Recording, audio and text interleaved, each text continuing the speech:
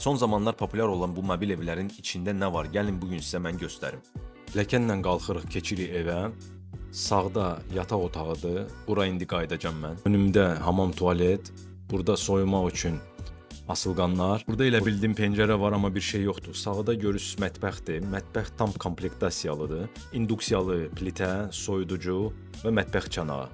Salon mətbəxlə bir yerdədir, birləşikdir və dəbdəbəli panorama tavan. Davam edək hamam tualetə. Hamamda paltar yuyan maşın, isti soyuq su, duş, görürsüz, hər şey var. Amma sizə deyim ki, bu full komplektasiyalı evdir. Bunu nümayiş elətdirirlər. Bir də ağıllı evlə təchiz olunub. Bunlar hamısı opsiyadır, yəni əlavə opsiyalar. Baza versiyasında bunlar heç birisi yoxdur. Hamısını əlavə eləmək lazımdır puluna. Keçdi yataq otağına. Belə bir yataqdan ibarətdir. Panorama tavan öz yerində və vitrajlı pəncərələr. Bu şəkildə, yəni smart komandalı, ağıllı komandalı $31.000 idi. 11 metrənin 3 metrəyə idi.